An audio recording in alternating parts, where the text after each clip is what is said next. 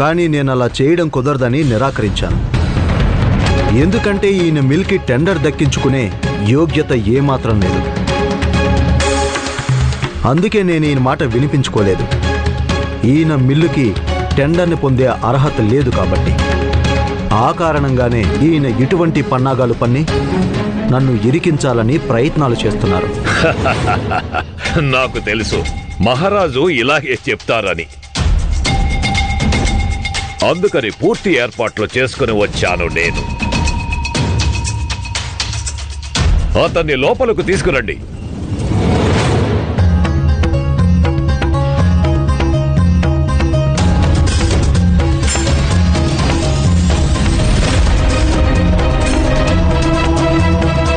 ఇతన్ని గుర్తుపట్టావా?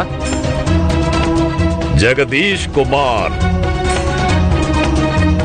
మేమే వెతికి ఇతన్ని తీసుకొచ్చాము.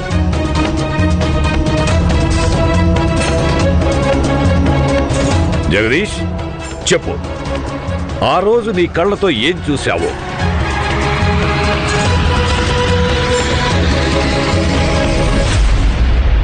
చెప్పు చెప్పు. నేనేమీ చూడలేదు.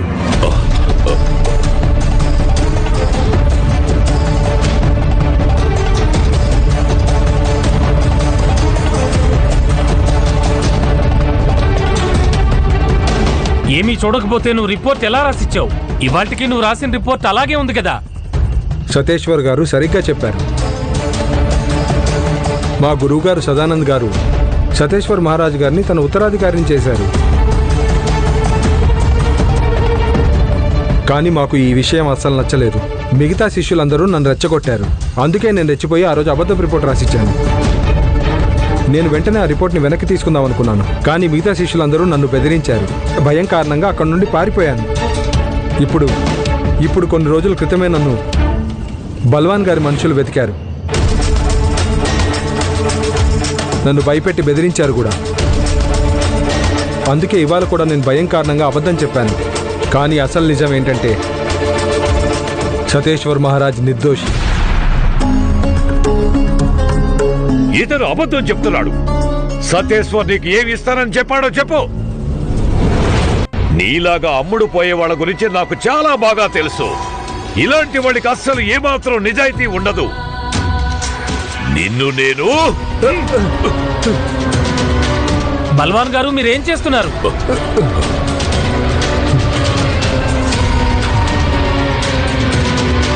సార్, ఇతను పూర్తిగా అబద్ధం చెప్తున్నాడు. నేను ఇతనితో ఖచ్చితంగా నిజం చెప్పిస్తాను. కానీ అతను ఏదైతే చెప్తాడో అది నిజమో లేక అబద్ధమో మేము ఎలా నమ్మాలి? మీరు ఏదో పొరపాటు పడుతున్నారు అని నాకు కూడా అనిపిస్తోంది. సతేశ్వర్ మహారాజుకి వ్యతిరేకంగా మీరు ఏదైతే చెప్తున్నారో అది నిజం కాదు. ఈయన ఎప్పుడూ ఎటువంటి సమస్య తీసుకురాలేదు. ఎంతో ప్రశాంతంగా తన శిబిరాన్ని నడుపుకుంటున్నారు. వ్యక్తిగతంగా మారి ఇతని మీద ఇలా అబద్ధపు ఆరోపణలు మోపకండి. ఇక మీరు వెళ్ళొచ్చు.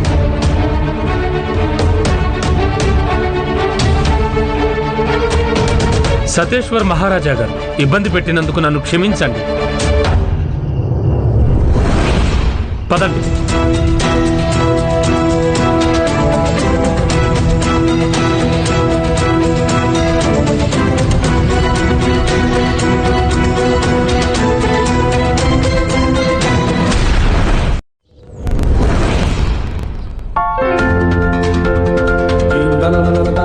బాబు, నన్ను నువ్వు క్షమించు. చాలా పెద్ద తప్పు జరిగిపోయింది నా వల్ల. ప్రతి ఒక్క తప్పుకి నేను ప్రాయశ్చిత్తం చేసుకుంటాను. నేను చేసిన తప్పుని సరిదిద్దుకోవాలనుకుంటున్నాను.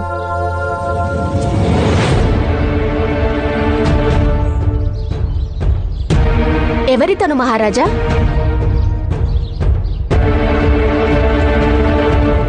ఇతను నా స్నేహితుడి తండ్రి.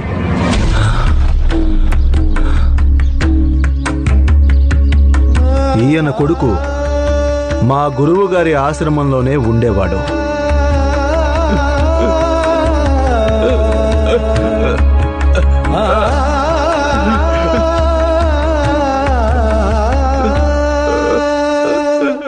ఈయన్ని ఇక్కడికి తీసుకురావడం మంచిదే అయింది. ఇవాళ నా శిష్యులందరికీ కూడా తెలుస్తుంది తల్లిదండ్రులు ఎంత స్వార్థంగా ఉంటారు అని. ప్రపంచంలో ఇలాంటి తల్లిదండ్రులు కూడా ఉంటారు. వాళ్ళు తమ కొడుకుని అశుభంగా భావిస్తారు, ముదనష్టపు వాళ్ళు అనుకుంటారు. ఈయనకి కొడుకు పుట్టిన ఆ క్షణమే ఇతని భార్య చనిపోయింది. ఆ కారణంగా ఈయన కొడుకు అశుభమని ఈయన అనుకోవడం మొదలుపెట్టాడు. ఇక ఆ తర్వాత ఇతని వ్యాపారం మూతబడిపోయింది. దానితో ఇతని నమ్మకం మరింత బలపడింది. ఇతని కొడుకు అశుభమని, ముదనష్టపువాడు అని. కేవలం తన కారణంగానే ఇతని జీవితంలో అన్ని తప్పులు జరుగుతున్నాయనుకున్నాడు. కాని ఇతని కొడుకు ఎంతగానో వేడుకున్నాడు. కాని ఈయన తనకి ద్వేషం, అలాగే తిట్లు తప్ప ఇంకా ఏమీ ఇవ్వలేదు. అలా ఒకరోజు ఈయన తనని ఇంట్లో నుండి గెంటేశాడు.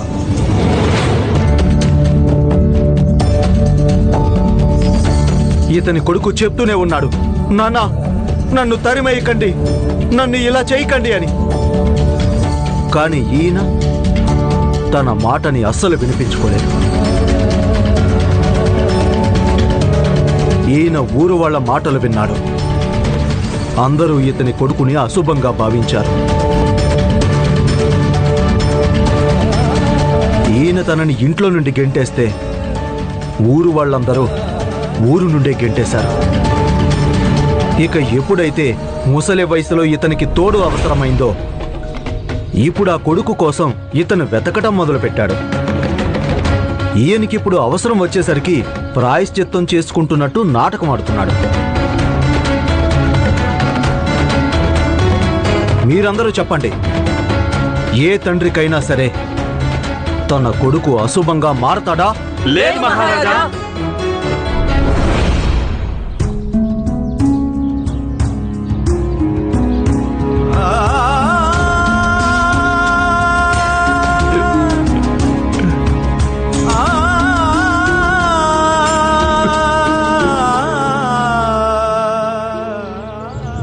ఆగండి.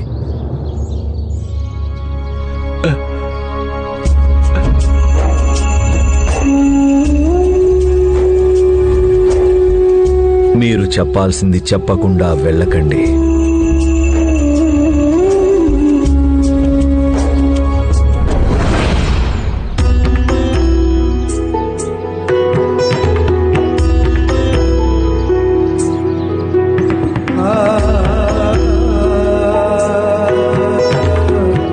నువ్వు చెప్పింది నిజమే బాబు. నా వల్ల తప్పు అయితే జరిగిపోయింది. కానీ ఆ తప్పుకి శిక్ష నేను ఇన్నేళ్లుగా అనుభవిస్తూనే ఉన్నాను. ఆ తప్పుకి నేను ఎంతగానో పశ్చాత్తాపడుతున్నాను.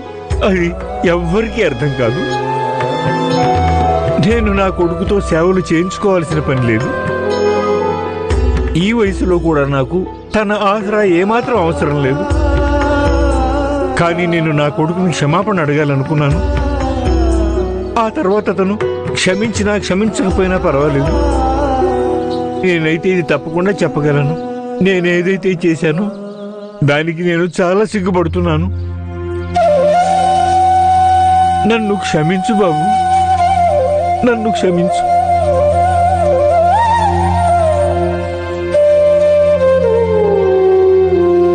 మీ మాటల్లాగానే మీ కన్నీళ్లు కూడా అబద్ధమే. వెళ్ళిపోండి ఇక్కడి నుంచి.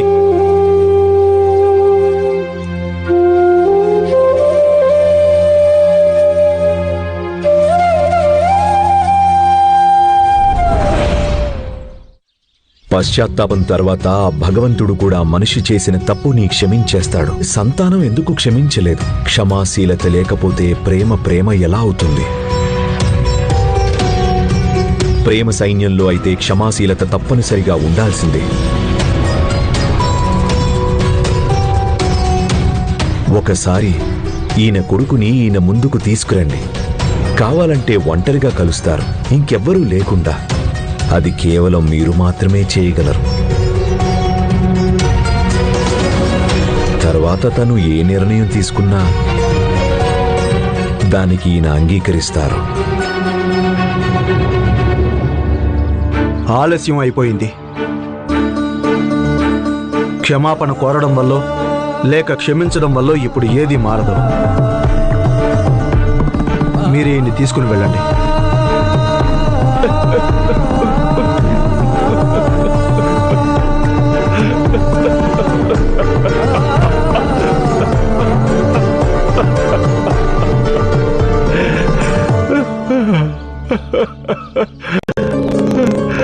మీరు పూర్తి నిజం ఎందుకు చెప్పలేదు అందరికీ? ఏ కొడుకైతే తన తండ్రిని గుర్తించటానికి నిరాకరించాడు ఆ తండ్రి ఏం చేయగలడు? అయినా తప్పంతా నాది. బంధాన్ని నేనే తెలుసుకున్నాను. ఇప్పుడు తనే నా కొడుకని నేను ఎలా చెప్పగలను? శ్రద్ధ, సబూరితో ఉండండి రామకృష్ణ గారు. కాలం ఎప్పుడూ ఒకేలా ఉండదు. ఆ రోజు మీరు తప్పు చేసిన విధంగానే ఈరోజు మీ అబ్బాయి చేస్తున్నాడు. ఎలా అయితే భగవంతుడు మీకు సద్బుద్ధిని ఇచ్చారో అలాగే మీ కొడుక్కి కూడా ఇస్తారు.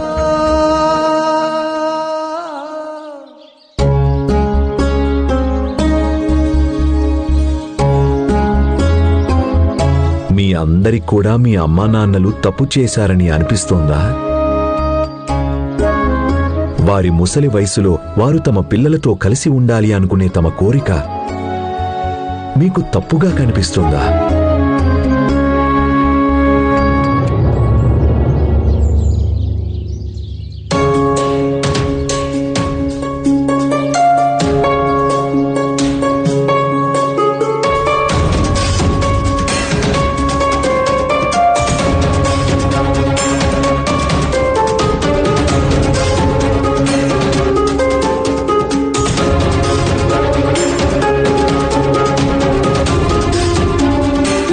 తనని ఆపకండి.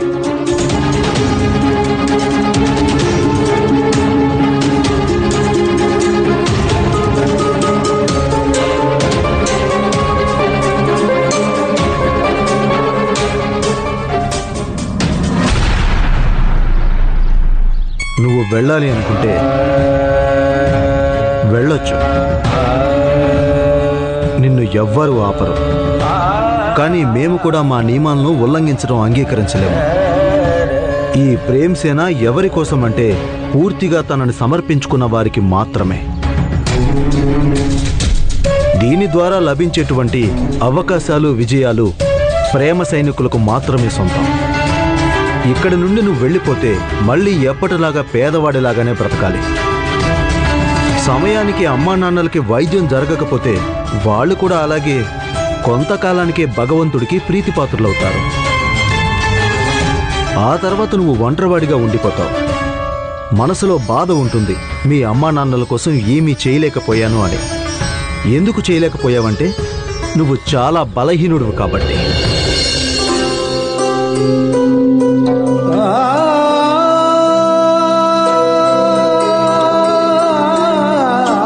ఆలోచించుకో.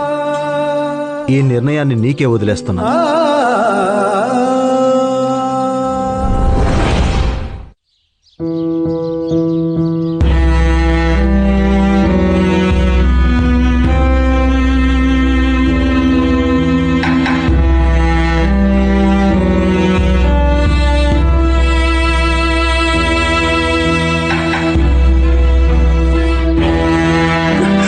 తిరిగి వచ్చే బాబు.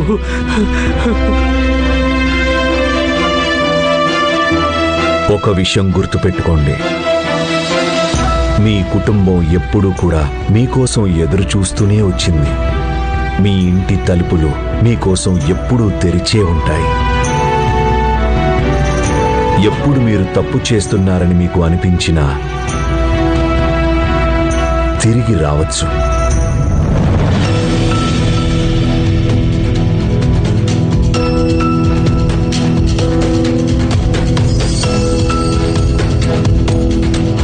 పదండి రామకృష్ణ గారు.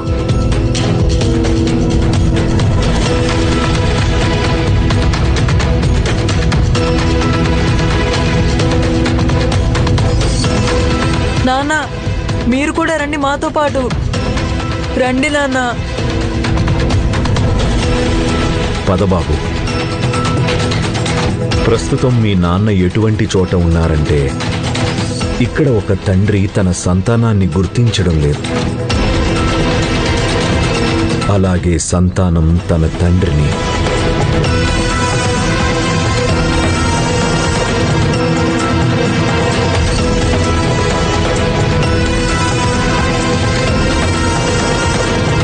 పదండి పదండి రామకృష్ణ గారు.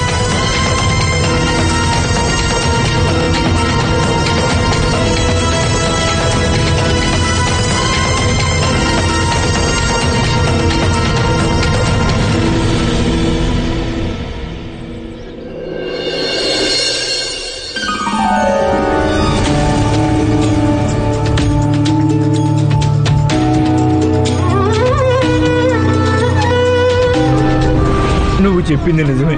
తప్పు అయితే నా వల్ల జరిగింది. కానీ ఆ తప్పు కోసం నేను ఎంత పశ్చాత్తాపడుతున్నానో అది ఎవ్వరూ అర్థం చేసుకోలేరు. నాకు నా కొడుకు చేసే సేవలు అవసరం లేదు. నాకు తను నా ముసలి వయసులో ఆసరాగా ఉండవలసిన అవసరం లేదు. కానీ నేను నా కొడుకుని క్షమాపణ అయితే అడగొచ్చు కదా. నువ్వు అపశకునం, పెద్ద అపశకునం. నా ఇంట్లోంచి బయటికి వెళ్ళిపో. అలాగే ఈ ఊరి నుంచి కూడా.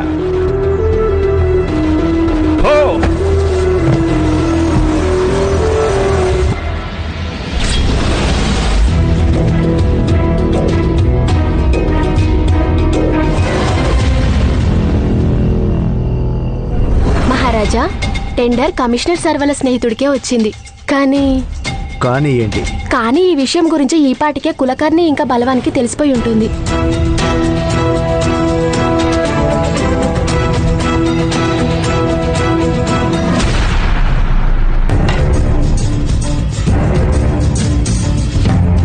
ఇదేంటి? ఇది మీ పరాజయానికి సంబంధించిన ప్రమాణపత్రం. ఏం వాగుతున్నారు మీరు? నేనేం వాగడం లేదండి, మీరే కాస్త తెరిచి చూడండి. ఆ సతేశ్వర్ ఆటలాడుకుంటున్నాడు మీతో. టెండర్ వేరే ఎవరికో ఇచ్చేశాడు. హరి ఓం. అతనికి ఎంత ధైర్యం!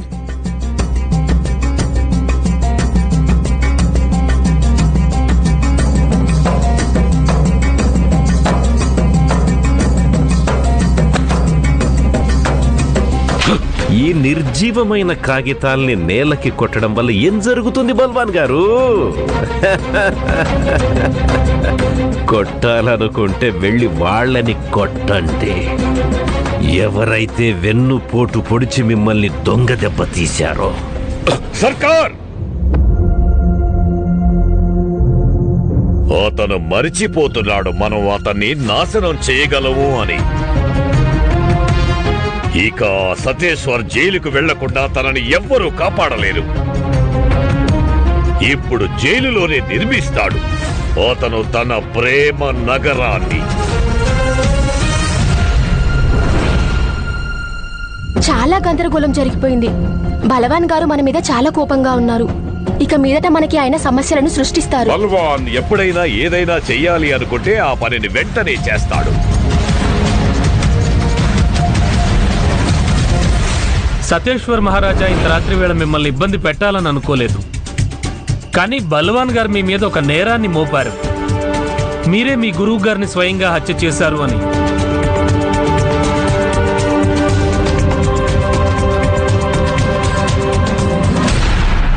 మనిషి ఎంత గొప్పవాడవుతాడో అందరూ అంత ఎక్కువగా మాట్లాడుకుంటారు.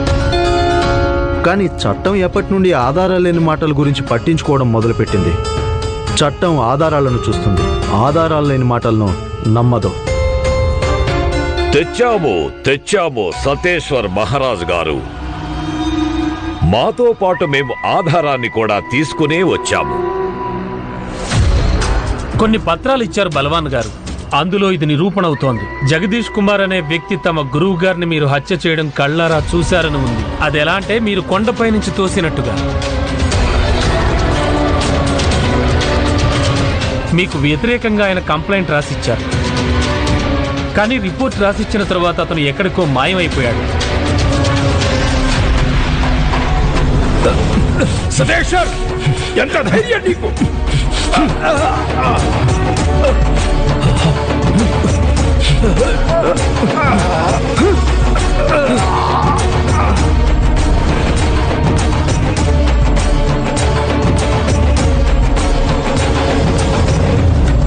చాలా మంది అబద్ధపు నిందలు వేస్తారు, కానీ సాక్ష్యం చెప్పాల్సి వచ్చినప్పుడు మాయమైపోతారు. ఆ రోజున మా గురువు గారు ఆయన స్థానంలో నన్నెంచుకున్నారు. అది చూసిన తర్వాత చాలా మంది శిష్యులు నన్ను చూసి ఈర్ష్యపడ్డారు. వాళ్లలో జగదీష్ కూడా ఒకడు. కానీ నేను ప్రేమ ఇచ్చిన సాక్ష్యం ముందర తన సాక్ష్యం చెల్లకుండా పోయింది. ఆ తర్వాత తను ఏమీ ప్రయత్నించలేదు. అలాగే నేను మీకు మరొక విషయం కూడా చెప్తాను. ఈ బలవాన్ గారు బట్టల టెండర్ను ఎలాగైనా ఆయనకే ఇప్పించాలని నన్ను ఆదేశించారు కూడా. కానీ నేను అలా చేయడం కుదరదని నిరాకరించాను. ఎందుకంటే ఈయన మిల్కి టెండర్ దక్కించుకునే యోగ్యత ఏమాత్రం లేదు. అందుకే నేను ఈయన మాట వినిపించుకోలేదు. ఈయన మిల్లుకి టెండర్ని పొందే అర్హత లేదు కాబట్టి. ఆ కారణంగానే ఈయన ఇటువంటి పన్నాగాలు పన్ని నన్ను ఇరికించాలని ప్రయత్నాలు చేస్తున్నారు. నాకు తెలుసు మహారాజు ఇలాగే చెప్తారని. అందుకని పూర్తి ఏర్పాట్లు చేసుకుని వచ్చాను నేను. అతన్ని లోపలకు తీసుకురండి.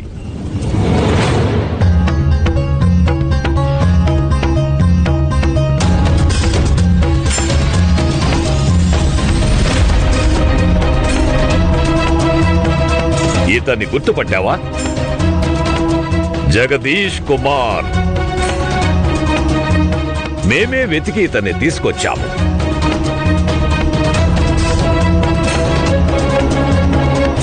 జగదీష్, చెప్పు, ఆ రోజు నీ కళ్ళతో ఏం చూశావో?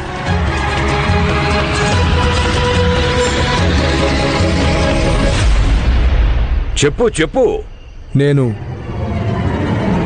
నేనేమీ చూడలేదు.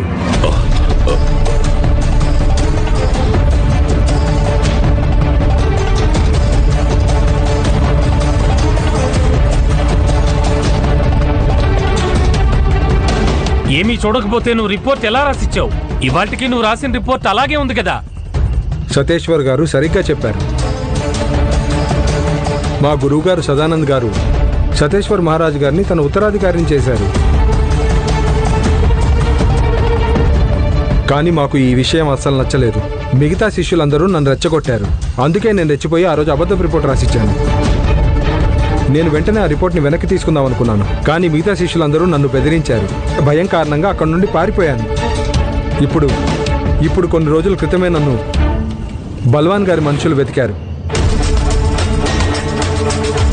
నన్ను భయపెట్టి బెదిరించారు కూడా. అందుకే ఇవాళ కూడా నేను భయం కారణంగా అబద్ధం చెప్పాను. కానీ అసలు నిజం ఏంటంటే సతేశ్వర్ మహారాజ్ నిర్దోషి. ఇతను అబద్ధం చెప్తున్నాడు. సతేశ్వర్ నీకు ఏమి ఇస్తానని చెప్పాడో చెప్పు. నీలాగా అమ్ముడు పోయే వాళ్ళ గురించి నాకు చాలా బాగా తెలుసు. ఇలాంటి వాడికి అస్సలు ఏమాత్రం నిజాయితీ ఉండదు. నిన్ను నేను... బల్వాన్ గారు, మీరేం చేస్తున్నారు?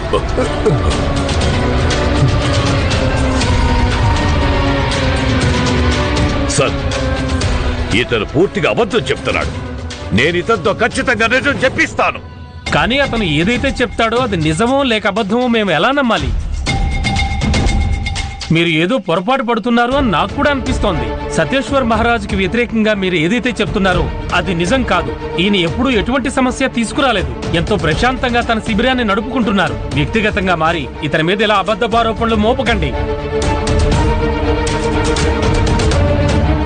ఇక మీరు వెళ్ళొచ్చు.